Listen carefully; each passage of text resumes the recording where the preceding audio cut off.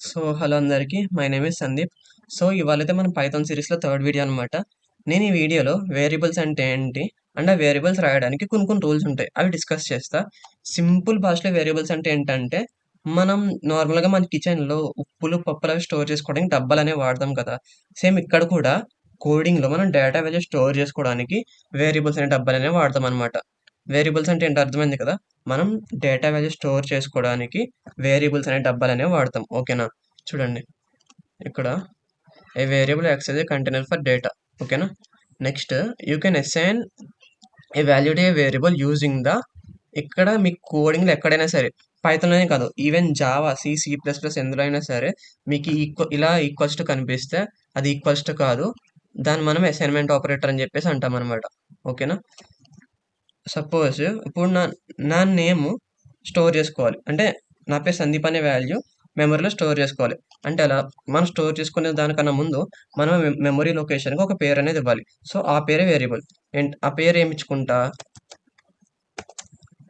Name equals to నా పేరు రాస్తున్నా కాబట్టి అది స్ట్రింగ్ కాబట్టి సందీప్ అని రాస్తా. సో ఇక్కడ నార్మల్‌గా మెమరీలో ఏమైతదంటే ఒకసారి చూపిస్తా చూడండి. ఇది మన మెమరీ అనుకోండి. మనం ఏం చేసాం ఇక్కడ నేను నేమ్ అనే వేరియబుల్ క్రియేట్ చేశా. నేమ్ అనే వేరియబుల్‌లో సందీప్ అనే వాల్యూ స్టోర్ చేసుకున్నా. ఇక్కడ ఏమైతదంటే మన మెమరీలో ఎక్కడికైనా సరే ర్యాండమ్ ప్లేస్‌కెళ్ళి ఒక డబ్బా క్రియేట్ అయ్యి ఆ డబ్బాకి మనం ఇక్కడ ఏం పేరు ఇచ్చుకున్నాము? నేమ్ అనే పేరు ఇచ్చుకున్నా. ఈ డబ్బాలో నేనేం స్టోర్ చేసుకున్నా? సందీప్ అనే వాల్యూ స్టోర్ చేసుకున్నా. ఓకేనా? ఇక్కడ మీరు ఓన్లీ నేమ్ అనే కాదు ఈవెన్ ఇక్కడ మీరు ఏ ఈక్వల్స్ టు సందీప్ అని ఇచ్చుకోవచ్చు. B B assignment operator Sandeep అని రాయొచ్చు. బట్ మీరు ఏం చేస్తారంటే ఫస్ట్ నుంచే మీరు ఈ వేరియబుల్ నేమింగ్ అనేది కొంచెం రెలెవెంట్‌గా ఉండాలి. అంటే ఇక్కడ మీరు ఏదైతే వాల్యూ స్టోర్ చేస్తున్నారో దానికి కొంచెం రెలెవెంట్‌గా దానికి కొంచెం రెలెవెంట్‌గా ఉండాలి. ఇక్కడ నేను నా పేరు స్టోర్ చేసుకున్నా కాబట్టి నేమ్ అని ఇచ్చుకున్నా. ఒకవేళ ఇక్కడ నా ఏజ్ స్టోర్ చేసుకోవాలనుకుంటే అక్కడ ఏజ్ అనేది ఇచ్చుకుంటా. ఇక్కడ మీరు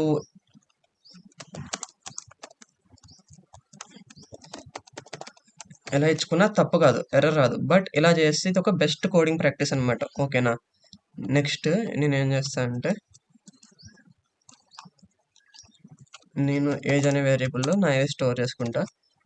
ఇది నెంబర్ కాబట్టి ఇంటిజర్ డేటా టైప్ కాబట్టి మనం డబుల్ కోట్స్ కానీ సింగిల్ కోట్స్‌లో పెట్టక్కర్లేదు. మెమరీ లొకేషన్‌లో ఏమవుతదంటే ఒక డబ్బా క్రియేట్ అయ్యి ఎక్కడో చోట ఆ డబ్బాకి మనము ఏజ్ అనే పేరు ఇచ్చాము. ఈ డబ్బా లోపల ఏం స్టోర్ అవుతది? ఈ వాల్యూ స్టోర్ అవుతది. అర్థమైందా? ఈ స్ట్రింగ్స్ అంటే ఏంటి? ఇంటిజర్స్ అంటే ఏంటి అనేవి మన నెక్స్ట్ వీడియోలో చెప్తా. మీరు దాని గురించి టెన్షన్ పడకండి. మన నెక్స్ట్ వీడియో అదే డేటా టైప్స్ అంటారు వీటిని. అది చెప్తా. ఓకేనా? ఇప్పుడైతే మనం దీని ఇంప్లిమెంటేషన్ చూద్దాం ఒకసారి కోడింగ్‌లో. మనం ఫైల్ ఓపెన్ చేసుకుందాము. ఓపెన్ చేసుకున్నాక ఇక్కడికొచ్చేసి మనం సీఎండీ అనేది టైప్ చేసి కమాండ్ ప్రాంప్ట్ ఓపెన్ అయ్యాక కోడ్ స్పేస్ డాట్ ఎంటర్ చేస్తే మనకి VS కోడ్ అనేది ఓపెన్ అయిపోతుంది.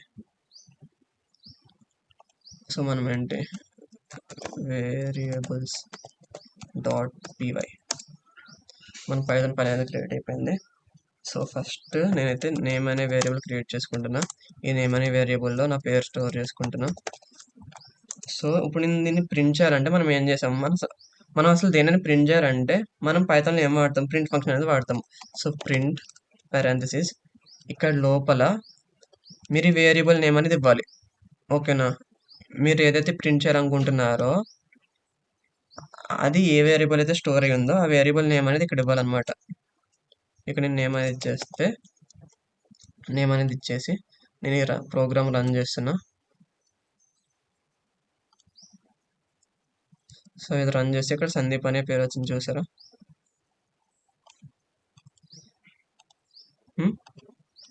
నెక్స్ట్ నేను మళ్ళీ ఏజ్ అనే వేరియబుల్ క్రియేట్ చేసి అందులో ఈ వాల్యూ స్టోర్ చేసుకున్నా. సపోజ్ దీన్ని ప్రింట్ చేయాలంటే ప్రింట్ ఏజ్ అని ఎంటర్ చేసి దీన్ని రన్ చేస్తున్నా.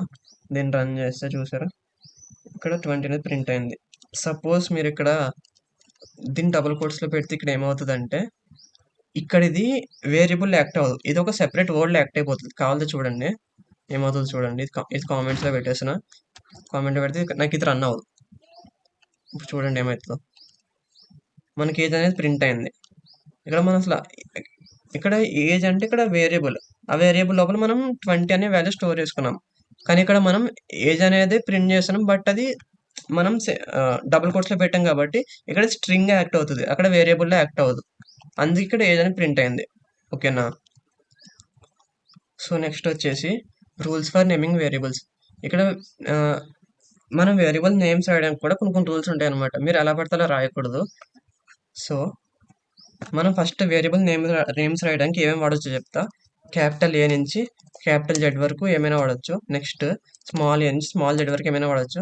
నెక్స్ట్ డిజిట్స్ 0 నుంచి 9 వరకు ఏ డిజిట్స్ అయినా వాడొచ్చు. నెక్స్ట్ స్పెషల్ క్యారెక్టర్స్కి వచ్చేసరికి ఓన్లీ అండర్ స్కోరే వాడాలి. మీరు దాని తర్వాత ఇవి అసలు వేరియబుల్ నేమ్స్ రాసేటప్పుడు ఇవి అందులో ఇంక్లూడ్ చేయకూడదు. ఓకేనా?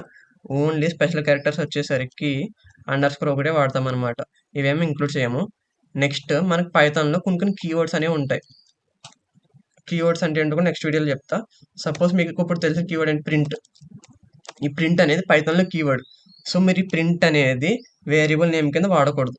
ఓకేనా? నెక్స్ట్ వచ్చేసి రూల్ ఏంటంటే it can only start with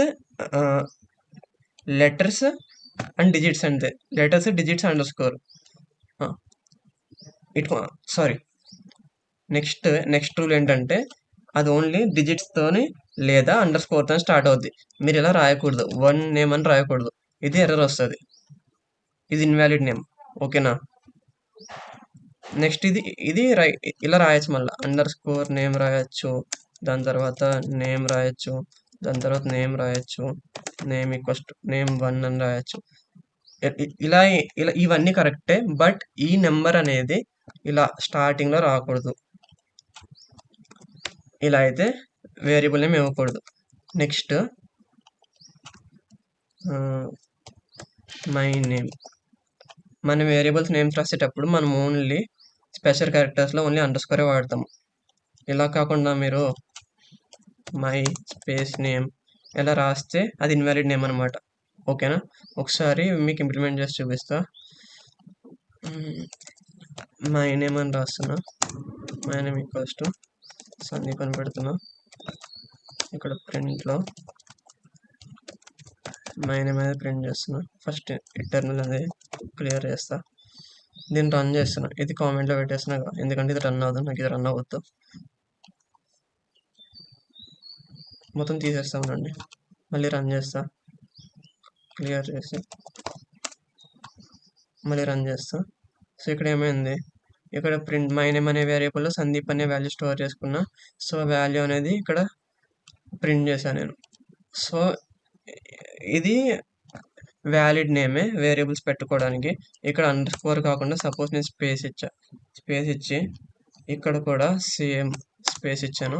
ఇప్పుడు ఇది ప్రింట్ అవ్వచ్చు. చూడండి, ఎర్రర్ వస్తుంది. చూసారా? Invalid syntax. నెక్స్ట్ నేను మీకు నెంబర్స్తో స్టార్ట్ అవుతుందని చెప్పా కదా, ఇక్కడ నెంబర్ ఇస్తున్నా.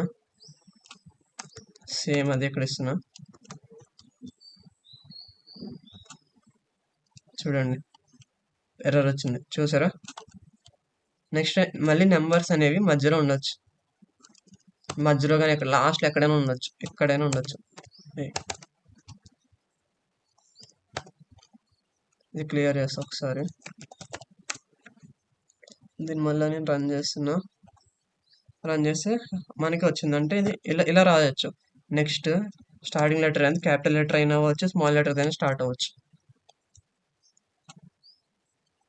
సారీ, ఇక్కడ నేను అప్డేట్ చేయడం మర్చిపోయా. మళ్ళీ ఇప్పుడు రన్ చేస్తా. అర్థమైందా? వేరియబుల్స్ అంటే ఏంటి అండ్ మనం వేరియబుల్ నేమ్స్ రాయడానికి కొన్ని రూల్స్ అనేవి ఈ వీడియోలో ఎక్స్ప్లెయిన్ చేస్తా. నెక్స్ట్ వీడియోలో డేటా టైప్స్ అంటే ఏంటి, కీవర్డ్స్ అంటే ఏంటి అనేది ఎక్స్ప్లెయిన్ చేస్తా. సో మీకు నా కంటెంట్ నచ్చితే మీ ఫ్రెండ్స్ కూడా షేర్ చేయండి. నేను ఎలా కన్సిస్టెంట్గా వీడియోస్ పెడుతుంటా. అన్ని తెలుగులోనే ఎక్స్ప్లెయిన్ చేస్తా. నెక్స్ట్ మన యూట్యూబ్ మన ఇన్స్టా ఛానల్లో రోజు పైథాన్ టిప్స్ షేర్ చేస్తూ ఉంటాను. అది మన ఇన్స్టా ఛానల్ లింక్ మన డిస్క్రిప్షన్లోనే ఉంది. అండ్ మన టెలిగ్రామ్ ఛానల్లో కూడా రోజు ప్రాక్టీస్ క్వశ్చన్స్ షేర్ చేస్తా. ఆ టెలిగ్రామ్ ఛానల్ లింక్ కూడా డిస్క్రిప్షన్లో ఉంది. వెళ్ళి జాయిన్ అయిపోండి. మీకు ఏమైనా డౌట్స్ ఉంటే కామెంట్స్లో అడగండి, లేదా నాకు ఇన్‌స్టాలో మెసేజ్ చేస్తే నేను రిప్లై ఇస్తా. అండ్ మన ఇలా చెప్తున్నాను. ఇంకా నేనేమేమి ఇంప్రూవ్‌మెంట్ జేసుకోవాలి, ఎలాంటి కంటెంట్ ఇవ్వాలి అనేది కూడా మీరు కామెంట్‌లో చెప్పండి. సబ్స్క్రైబ్ చేయొచ్చు కదా! ప్లీజ్. సరే అయితే. మన నెక్స్ట్ వీడియోలో మళ్ళీ కలుద్దాం. అప్పటి వరకు బాయ్.